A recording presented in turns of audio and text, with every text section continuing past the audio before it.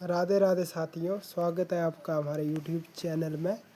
तो आज हमारी जो उच्च शिक्षा की यूनिट 10 है, उसका हम शोध का भारत में उद्भव कब हुआ है, कब से रहा है, प्राचीन काल में था तो कब से था, कैसे था, उनकी विशेषताएं क्या थी, फिर उसके बाद मध्य भारत में था तो उसकी विशेषताएं किस प्रकार से थी और उद्देश्य क्या रहे हैं, और अभी है तो उसमें क्या परिवर्तन हुआ है। तो सबसे पहले हम यहाँ जो है शोध का उद्भव जो भारत में है इसके बारे में पढ़ने जा रहे हैं। तो सबसे पहले आपको शोध का अर्थ पता होना चाहिए, मीनिंग ऑफ रिसर्च। रिसर्च क्या होती है?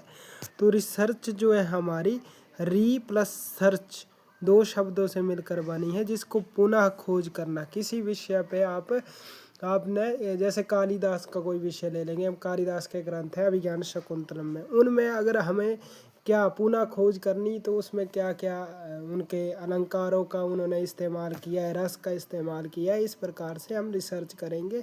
अब रिसर्च संस्कृत में जो है अनुसंधानम, इसको अनुसंधानम कहेंगे संस्कृत भाषा में।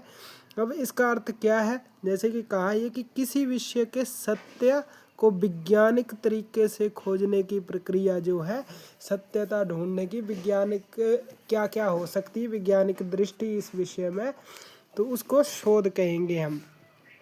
अब शोध के उद्देश्य से आप समझिए कि शोध क्या है। सबसे पहले तो नए ज्ञान प्राप्त करना। अब जो हमारे पास कोई किताब है उस पर हम शोध करेंगे तो उसमें हमेशा जो है नए ज्ञान की खोज करना ही शोध कहलाता है। वही पिछला जो हमारा ज्ञान है वो तो रहेगा, लेकिन कुछ आपको उसमें नया ऐड करना पड़ेगा, तभी उसको रिसर्च कहेंगे, शोध कहेंगे।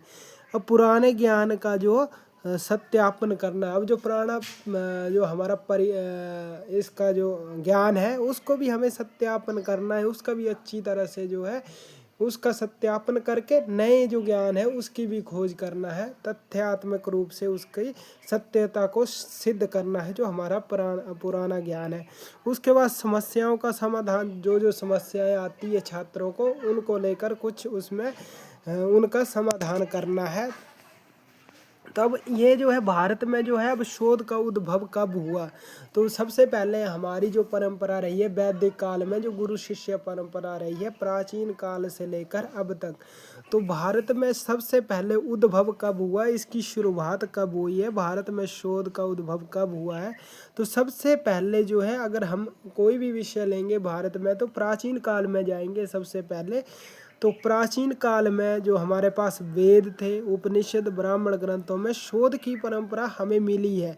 जैसे ऋषि मुनि में प्रश्न, तर्क, वाद विवाद, शास्त्रार्थ जो है इस प्रकार का जो हमें उपनिषद में मिलता है, आरण्यक में मिलता है, ब्राह्मण इत्यादि ग्रंथों में जो है हमें ये मिलता है।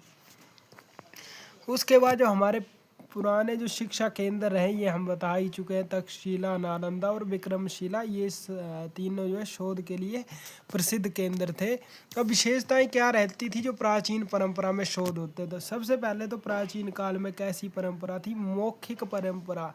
मौखिक अर्थात गुरु अपने मुख से बोलता था और शिष्य उसी को सुनता था और ऐसे ही जो है रटन करता था। उसी प्रकार से गुरु शिष्य प्रणाली वही है कि गुरु के सामने शिष्य बैठा करते थे और शिष्य को जो है मुख से ही ज्ञान प्राप्त करवाते थे। किताब इत्यादि पुस्तक या पेन या कॉपी कुछ भी इस्तेमाल नहीं होती थी। और उस समय का जो शोध होता था वो आध्यात्मिक और दार्शनिक शोध होता था। आध्यात्मिक पे ही ज़्यादा शोध हुए हैं।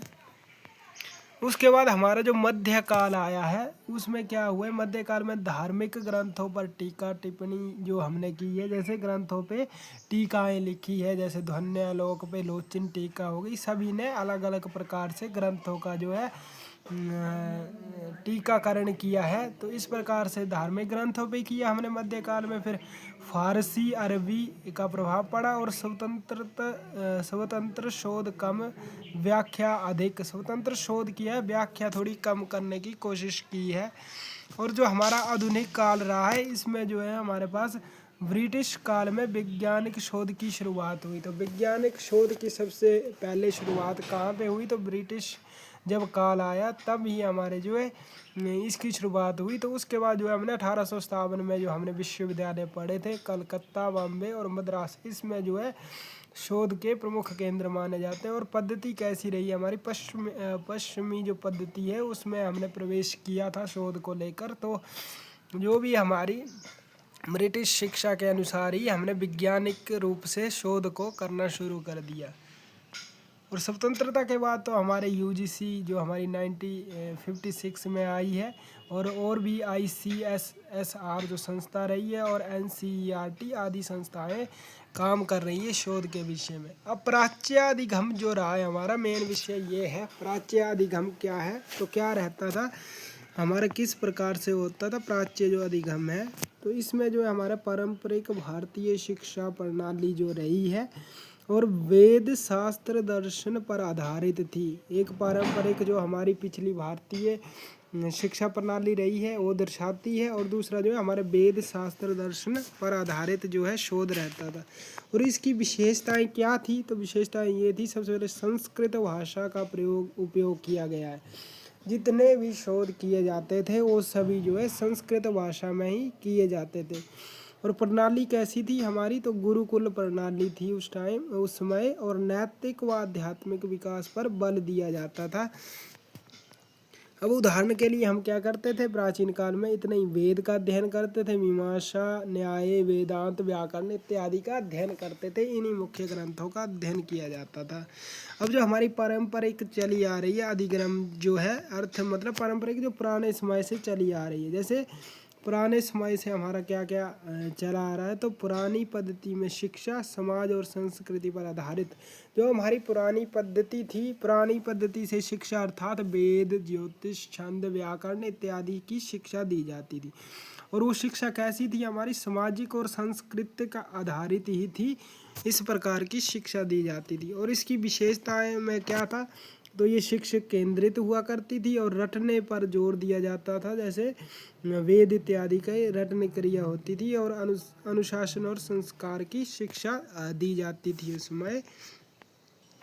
हमारा गैर पारंपरिक अधिगम क्या होगा, जो गैर मतलब अभी नई जो एजुकेशन, नई जो हम शोध करते हैं उस प्रकार से चला आएगा। तो नया जो है हमारा आधुनिक जो है वो लचीली शिक्षा प्रणाली है, पूरी तरह से लचीली है। और ये जो है कैसे हो सकती है, तो हम डिस्टेंस से भी कर सकते हैं, ऑनलाइन भी कर सकते हैं, और ओपन यूनिवर्सिटियाँ भी बहुत है। उस समय जो था पिछले प्राचीन समय में गुरुकुल में ही जाना पड़ता था।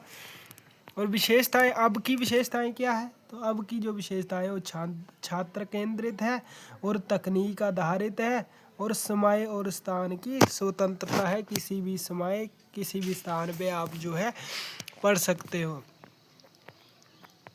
अब जो हमने तीनों की व्याख्या की है, इसमें जो मुख्य बिंदु प्राच्य, पारंपरिक और गैर पारंपरिक में क्या अंतर था, तो इसका जो बिंदु आधार थे इनके, तो जैसे प्राच्य में क्या था, वैदिक शास्त्र पढ़ा करते थे, और पारंपरिक में संस्कृति पे आ गए हम, और गैर पारंपरिक में आधुनिक में जो तकनीकी पे आ गए।